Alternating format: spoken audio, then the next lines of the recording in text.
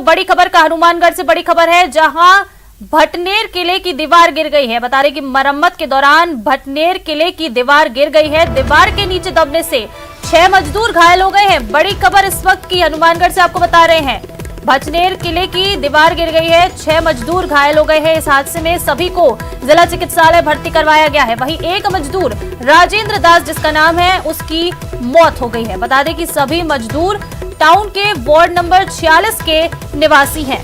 बड़ी खबर। ज्यादा जानकारी लेंगे सहयोगी राजू से, जो हमारे साथ फोन लाइन पर जुड़ चुके हैं। राजू, क्या कुछ जानकारी है इस पूरे हादसे को लेकर? ये जो भटनेर किला है हनुमानगढ़ टाउन का, करीब 1800 साल पुराना किला है और ये जर्जर स्थिति में है।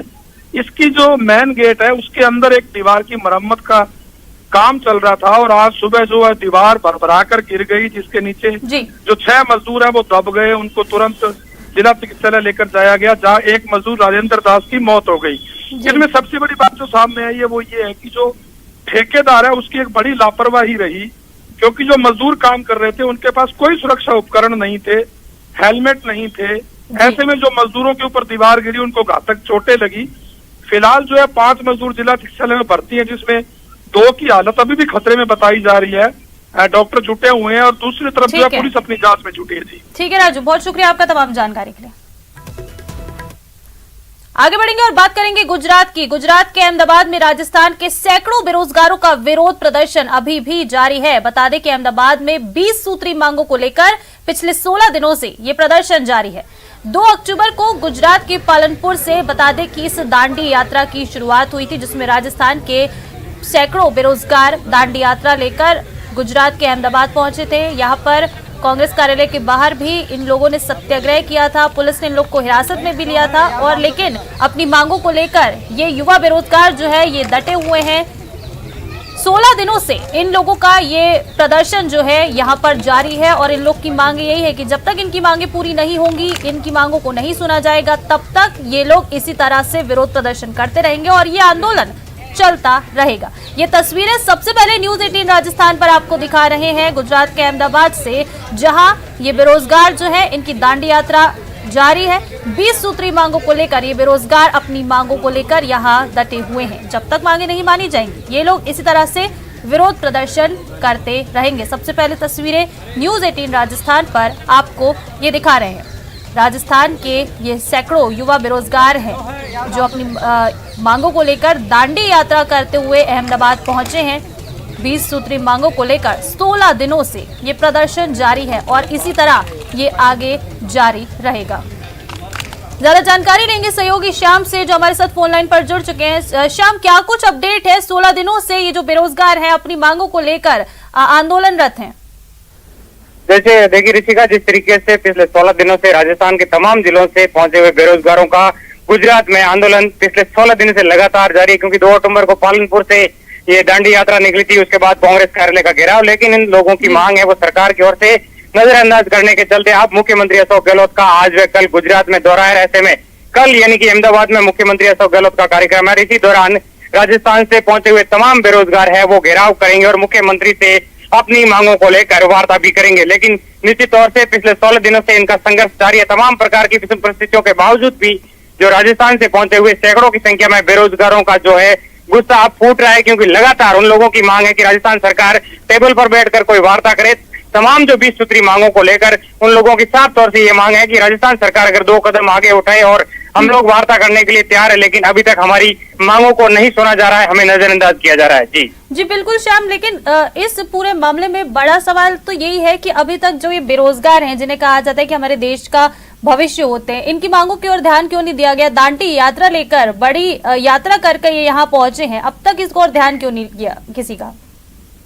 देखिए ऋषिका, निश्चित तौर से राजस्थान के जो तमाम बेरोजगार है ये भारत का भविष्य है। इन भारत के भविष्य ने जिस तरीके से 20 सूत्री मांगों को लेकर सरकार के सामने वार्ता रखी थी, हालांकि कुछ बातों को लेकर अब जो है रास्ते खुलने शुरू हुई है, लेकिन अभी तक राजस्थान सरकार की ओर से उन लोगों की यही मांग है कि हम लोगों के साथ मुख्यमंत्री के साथ वार्ता की जाए। उन लोगों की बड़ी मांग है कि मुख्यमंत्री से वार्ता। जानकारियों के लिए अपडेट्स आपसे हम लगातार लेते रहेंगे।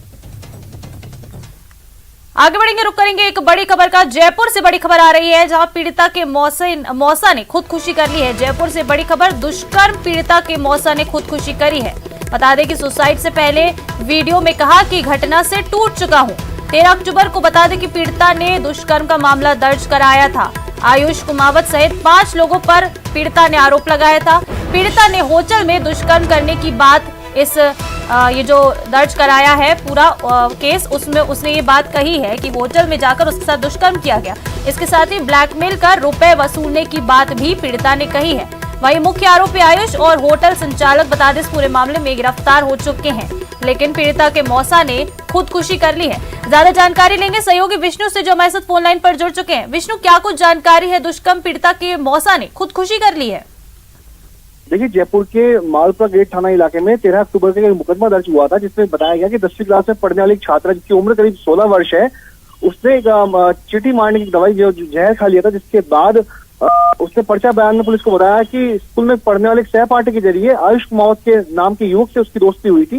इसके बाद आयुष ने उसकी दोस्ती का फायदा उठाते हुए उसके 2 से 3 बार जाकर एक होटलों में लेकर गया और आयुष ने उसके साथ दुष्कर्म की वारदात को अंजाम दिया। जब इस घटना का पता आयुष के दोस्तों को चला तो 4 दोस्त जो थे वे भी उसको ब्लैकमेलिंग करके करीब 50,000 रुपए की रकम की डिमांड करने लगे। ऐसे में युवती ने परेशान होकर पहले विषाक्त पदार्थ खा लिया, जहर खा लिया, लेकिन उसकी जान बच गई। वहीं इस घटना के बाद चूंकि जो नाबालिग छात्रा है वो अपने मौसा के यहाँ पर मुहाना थाना इलाके में गांव में रहती थी, तो ऐसे में मौसा के ऊपर सवाल खड़े होने लगे। तो मौसा ने इस पूरी घटना से अवसाद में आकर के खुदकुशी का कदम उठाया है। सबसे पहली बात, खुदकुशी करने से पहले नाबालिग छात्रा के मौसा ने एक वीडियो बनाया, जिस वीडियो में कहा कि बेटियों को पढ़ाने और बेटियों को बचाने की बात की जाती है, लेकिन वहीं पर समाज में इस तरह नैतिकता इस तरह खराब हो गई कि बच्ची के साथ में दुष्कर्म की वारदात को अंजाम दिया गया। वे इस घटना से सहमे हुए हैं, डरे हुए हैं और उनको धमकियां तक भी दी जा रही है। इसमें परेशान होकर के नाबालिग छात्रा के जो मौसा है उन्होंने खुदकुशी का कदम उठाया। तो फिलहाल पूरे मामले में पुलिस जो है अब तक मुख्य आरोपी को गिरफ्तार कर चुकी है। उसके अलावा जिस होटल में दुष्कर्म की वारदात को अंजाम दिया गया था उस होटल संचालक को भी पुलिस ने गिरफ्तार किया गया है। तो अब पुलिस जो है वीडियो को जब्त कर लिया है और इस घटना की जांच जारी है। जी बिल्कुल विष्णु, देखिए मौसा ने, जो पीड़िता के मौसा, उन्होंने वीडियो बनाया है और बताया है कि वो टूट चुके हैं। समाज के द्वारा उन पर काफी कई आरोप लगाए गए, तो ऐसे में जो परिवारजन है उनका क्या कहना है? क्योंकि पीड़िता तो पहले ही 5 लोगों पर आरोप लगा चुकी है, फिर मौसा पे क्यों सवाल उठे? देखिए, इस घटना में सबसे पहले जब 10 तारीख को छात्रा ने जब जहर खाया था और उसको हॉस्पिटल में एडमिट करवाया गया। चलिए तो ठीक है विष्णु, बहुत शुक्रिया आपका। और चलिए आपको सीधा ले चलते हैं जयपुर, जहां पर खुद सीएम अशोक गहलोत अपना वोट कास्ट करने के लिए पहुंच चुके हैं। अध्यक्ष पद का चुनाव और सीएम अशोक गहलोत जयपुर में अपना वोट कास्ट करने के लिए यहां पहुंच गए हैं।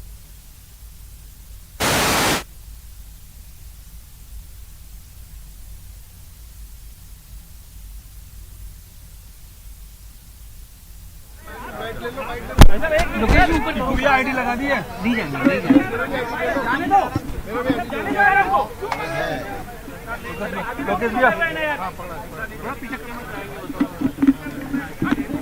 हमको जाने दो यार।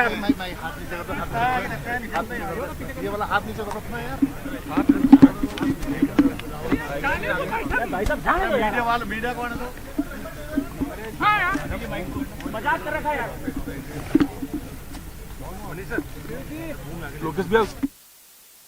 है चुनाव के बारे में, एक तरफ राहुल गांधी जी की भारत जोड़ो यात्रा और दूसरी तरफ कांग्रेस पार्टी के चुनाव, दोनों अपना आप में बहुत महत्वपूर्ण हैं। पूरे देश में हलचल भी है और एक मैसेज भी गया है कि राहुल गांधी जी जो यात्रा कर रहे हैं उसमें एक संदेश क्या है। संदेश वो है जो देश के फ्यूचर से जुड़ा हुआ है, भविष्य से जुड़ा हुआ है। प्यार, मोहब्बत, भाईचारा, सद्भावना का माहौल बने देश के अंदर, सब मिलके रहे देश के अंदर, देशवासी, चाहे कोई जाति, कोई वर्ग, कोई धर्म का हो। ये मैसेज यात्रा का उसी रूप में चुनाव जो हो रहे हैं, इनर पार्टी डेमोक्रेसी का प्रतीक है चुनाव। ये चुनाव उसका प्रतीक है। कम से कम चुनाव के बहाने दोनों कैंडिडेट अपनी बात कह रहे हैं। कांग्रेस के प्रिंसिपल, पॉलिसी, प्रोग्राम के बारे में चर्चा हो रही है। संविधान के अनुरूप ही कांग्रेस के सिद्धांत, उनकी नीति, उसके कार्यक्रम बनते हैं। तो 70 साल, 75 साल हो गए देश को, उसी के आधार पर देश चलना है और चलना चाहिए।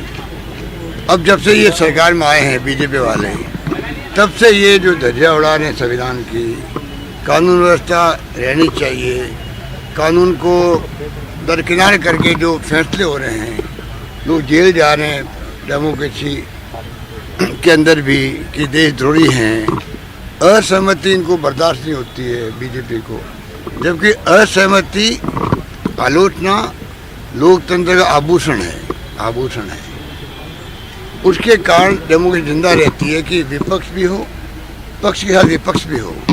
विपक्ष नहीं होगा तो फिर डेमोक्रेसी कैसे होगी? फिर तो फासिस्टी और तानाशाही होगी। इस थीम के साथ में कांग्रेस ने देश को चलाया है, आज भी उनकी नीति वही है। दुर्भाग्य से ये लोग जो सत्ता में आए हैं ये फासिस्टी लोग हैं। देश समझ नहीं रहा है। देशवासी में कई लोग जो हैं वो समझ नहीं रहे हैं कि धर्म के नाम पर, जाति के नाम पर भड़काना बहुत आसान काम होता है। जैसे आग लगाना बड़ा आसान काम होता है, आग को बुझाने में टाइम लगता है, वक्त लगता है, संघर्ष करना पड़ता है। वही बात यहाँ लागू होती है। सर, बतौर प्रस्ताव आपकी अपील को तूल दिया गया, खड़गे के पक्ष में जो अपील की गई थी। मैंने कल कहा था उसके बारे में कि मैं उनके प्रस्ताव बनाऊं सॉरी अगर मैं प्रस्ताव बनाऊं तो मैं उनके लिए अपील नहीं करूंगा क्या? कैंपेन करना दूसरी बात है। कैंपेन करने का मतलब है कि आप हर राज्य में जा रहे हो, हर जगह बात कर रहे हो। और मैं अगर मेरे यहाँ राजस्थान में लोगों को कहूँ मैं प्रस्ताव बनाऊँ तो कम से कम इतना मेरा अधिकार होना चाहिए ना। हर प्रस्ताव का अधिकार होना चाहिए कि वो कम से कम अपने कैंडिडेट के बारे में आह्वान कर लोग। इसमें क्या दिक्कत है? वो दिक्कत नहीं। गहलोत जी 2017 में आप कांग्रेस को जीत के करीब ले आए थे गुजरात में 2017 में। आज फिर से आप गुजरात जा रहे हैं, क्या लगता है कांग्रेस गुजरात में कड़ी चुनौती दे पाएगी बीजेपी को 2022 में? 2017 में आप थे वहाँ के प्रभारी। अभी देखिए वो तो परिणाम आए तो मालूम पड़ेगा। पर देश के प्रधानमंत्री मोदी जी खुद ही कह रहे हैं कि गांव-गांव में कांग्रेस वाले साइलेंटली काम कर रहे हैं, प्रचार कर रहे हैं। इसके मायने आप समझ सकते हो। कांग्रेस बहुत मजबूत है गाँव के अंदर। शहरों में जरूर कांग्रेस की स्थिति वो नहीं थी जो पहले थी, उसके लिए पूरी कांग्रेस संघर्ष कर रही है। तो आप पार्टी जो जिस रूप में असत्य बोलने का रिकॉर्ड बना रही है, केजरीवाल झूठे वादे कर रहे हैं, दिल्ली के उदाहरण दे करके, इससे मुझे बहुत दुख है कि एक नई पार्टी जो एंटर करना चाहती है वो अधिकार है किसी का भी डेमोक्रेसी के अंदर। तो केजरीवाल जिस भाषा में बात करते हैं, जिस बॉडी लैंग्वेज को सामने रख के बात कर रहे हैं, पूरा मीडिया को उन्होंने इम्प्रेस कर रखा है। पता नहीं क्या कारण होगा, तो मीडिया वाले जाने और केजरीवाल ही जाने।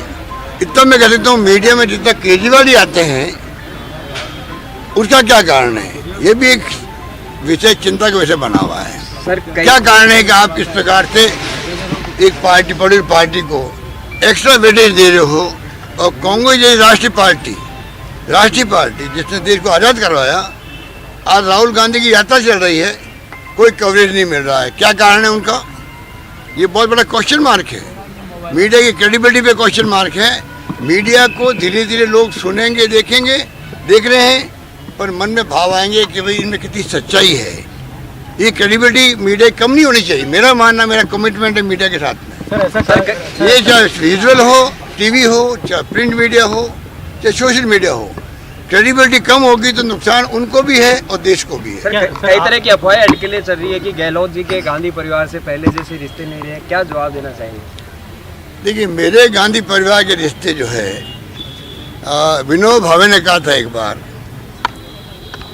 कि मेरे और गीता माता के संबंध तर्क से परे हैं। तो मेरे गांधी परिवार के रिश्ते जो है वो विनोद भावे और गीता माता की जो बातचीत, तर्क से परे रिश्ते हैं, वो रिश्ता मेरा और गांधी परिवार का है और जिंदगी भर रहेगा। सर, कर्नाटक में थे आप, बेलारी में थे, स्टेज आपने शेयर किया, राहुल गांधी जी से जो आपकी बातचीत हुई, क्या लगता है वो फ्रूटफुल रही? सर, जो कुछ भी डिस्कशन आपकी हुई? देखिए, वो तो बातचीत तो हुई है, बातचीत आगे भी होती रहेगी। जितना आप लोग आशंकाएं व्यक्त करते हो, संदेह व्यक्त करते हो, चिंता करते हो, मेरी बड़ी आपकी मेहरबानी है प्रेस वालों की कि बड़ी बहुत चिंता करते रहते हो। पता नहीं आगे क्या होगा, गांधी परिवार रिश्ते कैसे रहेंगे, तो मैंने फिर जवाब दे दिया आपको। 19 तारीख के बाद को लेकर बहुत सारी चर्चाएं सुनने को मिल रही था। 19 के बाद में मेरे रिश्ते गांधी परिवार से वही रहेंगे जो पिछले 50 साल से रहे हैं, ये मैं कह सकता हूँ दावे के साथ ना। सर बार बार उदयपुर डिक्लेरेशन की बात होती है, आपने भी कहा कि एक व्यक्ति एक पद का सिद्धांत जो है वो कायम रहेगा। क्या लगता है राजस्थान की राजनीति जिस तरह से पशुपेश में पड़ गई थी, आपने भी देखा? ये अब मल्लिकार्जुन खड़गे साहब चुनाव जीतेंगे तो वो जवाब देंगे आपके क्वेश्चन का। शुक्रिया, हो गया, बहुत हो गया, ठीक है, इतना ध्यान रखिए।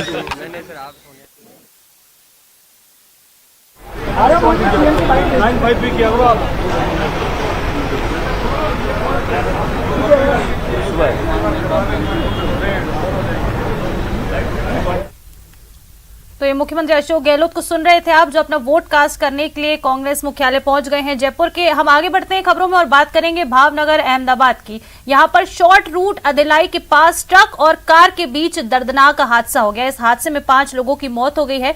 मरने वालों में 1 बच्चा, 2 महिलाएं और 3 पुरुष शामिल हैं। बता दें कि मृतकों में से एक की पहचान महावीर कुमार रतनलाल जैन के रूप में हुई है। हादसे के बाद स्थानीय लोगों ने मौके पर पहुंचकर बचाव कार्य शुरू किया है। सूचना पर भावनगर और नारी 108 और पुलिस की टीम मौके पर पहुंची है और आवश्यक कार्रवाई की गई है। बता दें कि शवों को पोस्टमार्टम के लिए भावनगर सरटी अस्पताल भेजा है। हादसा कितना भीषण था, इसका अंदाजा इसी से लगाया जा सकता है कि टक्कर के बाद कार पलट गई। कार की चादरें फाड़कर कुछ शवों को बाहर निकालना पड़ा। घटना की गंभीरता को देखते हुए भावनगर से डॉक्टरों की एक विशेष टीम भी भेजी गई है, लेकिन हादसे में कोई नहीं बचा है। बता दें कि मूल रूप से राजस्थान का जैन परिवार पलिताना दर्शन से लौट रहा था, तभी गमकवार दुर्घटना हो गई। बता दें कि हादसे के बाद सड़क के दोनों तरफ ट्रैफिक जाम की स्थिति बन गई है। देर रात पुलिस ने ट्रैफिक की स्थिति सामान्य कर दी है।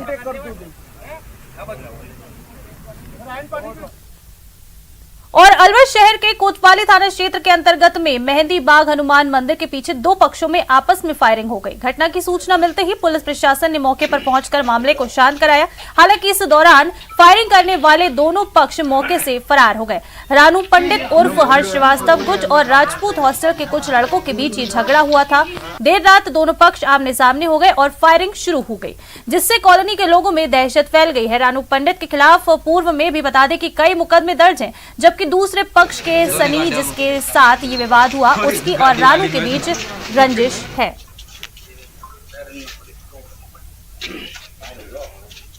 जी 8 बजे करीब मेहंदी का बाग में कोई रानू पंडित के घर पे झगड़े की सूचना मिली थी।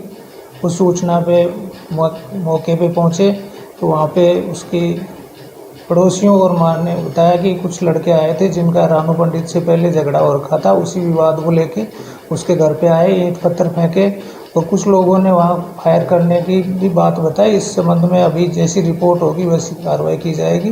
मौके पे हम जांच पड़ताल में लगे हुए। 8 बजे के तकरीबन तो यहाँ देखा कि कुछ बंदे नीचे से पत्थर फेंक रहे हैं, कुछ ऊपर से फेंक रहे थे। हमारे पास में ये रानू है, रतन श्रीवास्तव का बच्चा, वो ऊपर से फेंक रहे थे। उनके द्वारा पत्थर फेंका गया, मेरी गाड़ी का शीशा टूट गया। तो उनको मना करने के ऊपर उन्होंने मेरे को अपशब्द भी कहे और मेरे परिवार को जान से मारने की धमकी दी गई। और इतने नीचे से इतने ज़्यादा बंदे आ गए थे कि एकदम पत्थर में पत्थर हो रहे थे। ये आज तीसरी बार हुई है कार्रवाई। दोपहर में करीब 6 बजे के तकरीबन इस तरह की कार्रवाई हुई थी।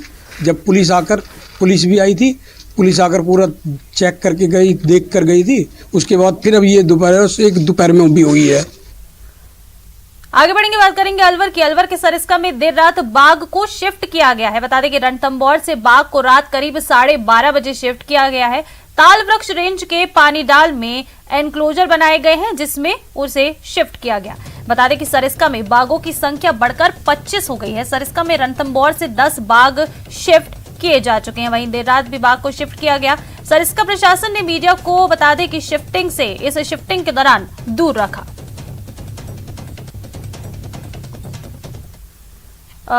तो क्या कुछ बोल रहे, चलिए आपको सुनाते हैं। देखेंगे 4 बजने के बाद जो 19 तारीख सुबह काउंटिंग होगी, उस वक्त क्या परिणाम निकलेगा उस वक्त मालूम होगा।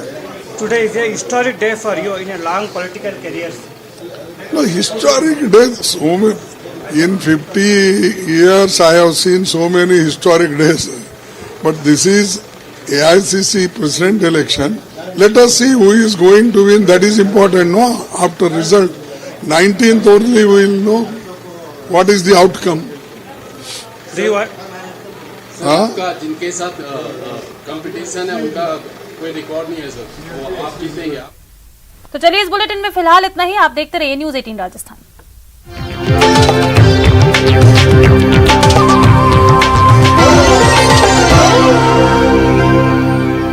Headlines presented by